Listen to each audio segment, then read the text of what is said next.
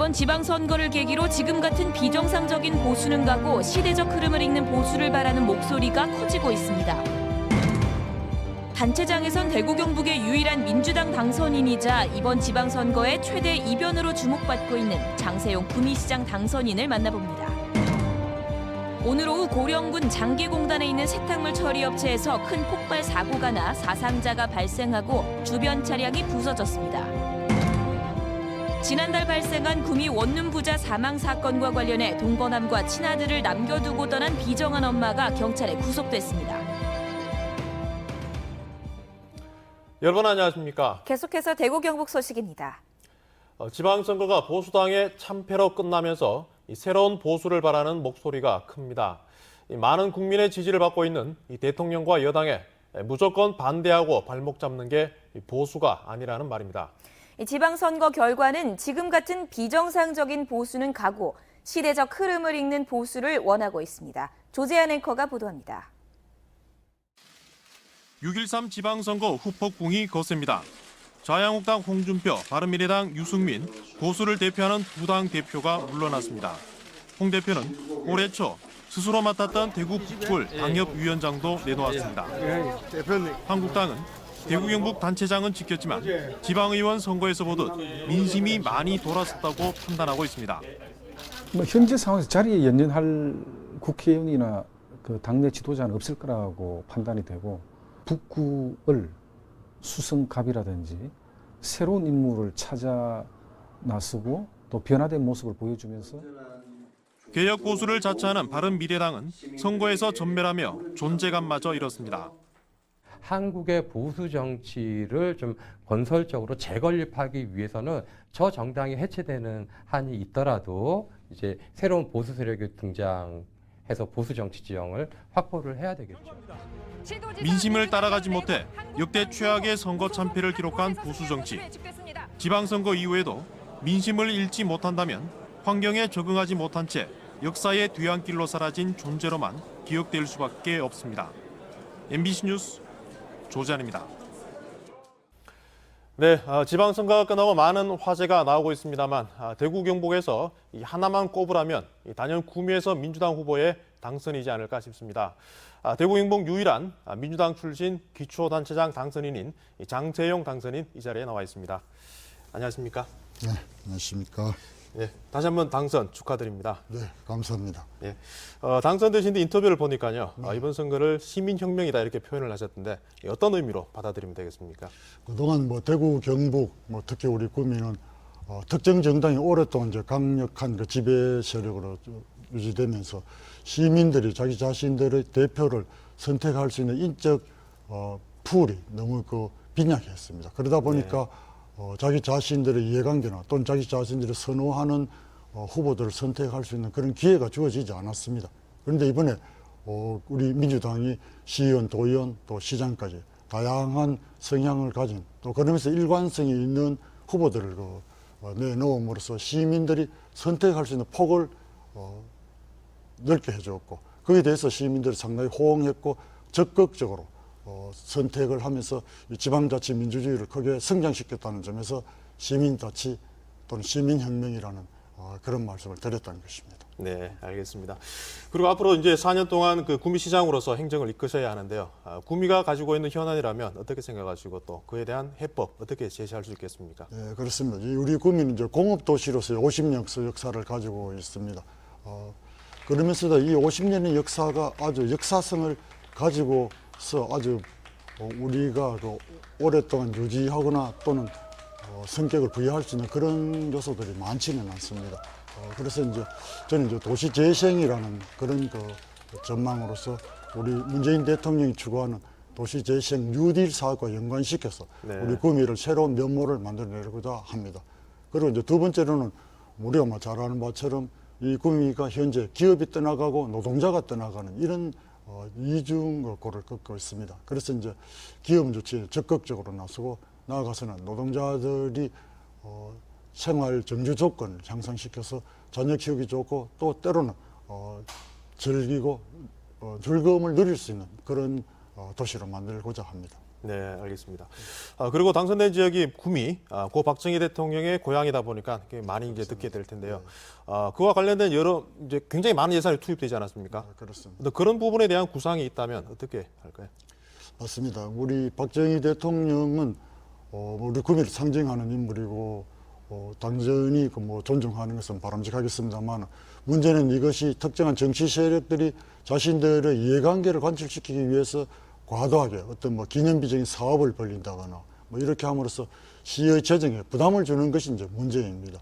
우리가 잘 아는 바처럼 1,000억이 넘게 투자된 새마을 테마파크의 경우 장차 매년 60억 정도가 운영비가 될 것으로 추정하고 있는데 거기에 대해서 전혀 대응책이 남아있지 않은 이런 상황입니다. 오로지 건물을 지었습니다만 네. 경북도에 의존한다거나 경북도에서는 나몰라라는 이런 상황이 진행되고 있는 것이 현재의 상황입니다. 이 문제는 시민 여러분들과 아주 같이 이제 고민을 해야 되는 그런 상황이 되겠습니다. 네, 그렇군요. 그리고 구미는 시장뿐만 아니라요. 시의회를 보더라도 민주당 출신 후보가 9명이 이게 당선이 됐던데요. 그러한 부분들이 앞으로 행정을 하는데도 큰 영향을 미친다고 봐야 하지 않겠습니까? 네, 그렇습니다. 정말 우리 경상북도에서 아니 주변 영남에서도 좀 드문 다양한 구성원들의 시의원들이 이렇게 이제 시의회를 구성하게 되었습니다. 우리 민주당 출신 그 시의원들은 상당히 사회운동이라든가 또 시민단체 이런 데서 일정한 훈련을 받아왔기 때문에 의제를 내고 그것을 또 실행하는 데 상당한 유능한 능력을 가지고 있는 분들입니다. 따라서 그분들의 활약이 기대됩니다만 또한 기존에는 잘 보지 못했던 그런 방식의 또 아이디어나 또 정책을 낼 수도 있기 때문에 아마 시민들께서는 참신한가 때로는 좀 아마추어직이라는 이런 느낌을 가질지도 모르겠습니다만 그것을 통해 가지고 이 구미를 이제 새롭게 만들고 네. 도시 브랜드 가치를 높이는데 또 우리가 기여할 것이고 그런 점에서는 시의회와 시장이 함께 협치를 해나가는 새로운 방향을 설정하는데 많은 도움이 될 것으로 기대를 하고 있습니다. 여러분들께서 우리 구미에 대해서 새롭게 봐주시고 또 시간이 나시면 한 번씩 방문해 주시기를 저는 부탁드립니다. 네, 알겠습니다. 앞으로 구미시 행정을 기대하면서 이렇게 지켜보도록 하겠습니다. 네, 오늘은 여기까지 듣겠습니다. 고맙습니다. 네, 감사합니다. 오늘 고령의 한 세탁물 처리 업체에서 강력한 폭발이 일어나 3명의 사상자를 냈습니다. 현장에 나가 있는 취재기자 연결합니다. 윤태호 기자, 현재 그곳 상황 어떻습니까? 네, 저는 지금 고령군 대가야읍 장기공단 내 폭발 사고 현장에 나와 있습니다. 제 뒤로 보시는 것처럼 이 폭발의 충격이 워낙 커서 철골 구조물들이 모두 내려앉았고 지면도 온통 뒤집어졌습니다. 공장 안에 있는 1톤이 넘는 소각로가 날아가 옆 공장에 떨어졌습니다. 사고가 난 시각은 오늘 오후 4시 20분쯤입니다. 고령군 대가야읍 장기공단에 있는 세탁물 처리 업체에서 원인이 밝혀지지 않은 폭발이 일어났습니다. 이 사고로 신원이 밝혀지지 않은 남성 2명의 시신이 발견됐습니다. 그럼 여기서 소방 관계자 얘기 한번 들어보시겠습니다. 원인은 폭발이라는 게 워낙 순식간에 뻥하고 끝나는 게 돼가지고 저희들이 원인은 경찰하고 나머지 관계자하고 합동으로 다시 한번 조사해볼 그런 상황입니다. 지금 현재로서는 조사 중에 있습니다. 폭발 현장 인근에 있던 66살 김모 씨는 다리를 다쳐 병원으로 이송되기도 했습니다. 119 구조대는 만일의 상황에 대비해 추가 인명피해가 있는지 확인을 하고 있습니다. 또 추가 피해도 있습니다. 폭발 충격으로 주변 20m에서 30m 안에 있는 공장들의 유리창이 대부분 파손되고 주차된 차량 10여 대가 부서졌습니다. 경찰과 소방당국은 목격자들을 상대로 정확한 화재 경위를 조사하고 있습니다. 지금까지 고령 세탁물 처리업체 폭발 현장에서 MBC 뉴스 윤태호입니다. 지난달 전해드린 구미 원룸 부자 사망 사건 기억하시죠? 함께 숨진 채 발견된 20대 남성과 2살짜리 아이는 아버지와 아들 사이가 아니었습니다. 20대 엄마는 구속됐습니다. 박재영 기자가 취재했습니다. 지난달 초 구미 원룸에서 20대 남자와 아들로 추정되는 2살짜리 아이가 숨진 채 발견됐습니다. 당시 아버지와 어린 아들이 굶어서 숨졌다고 알려져 적지 않은 충격을 줬습니다.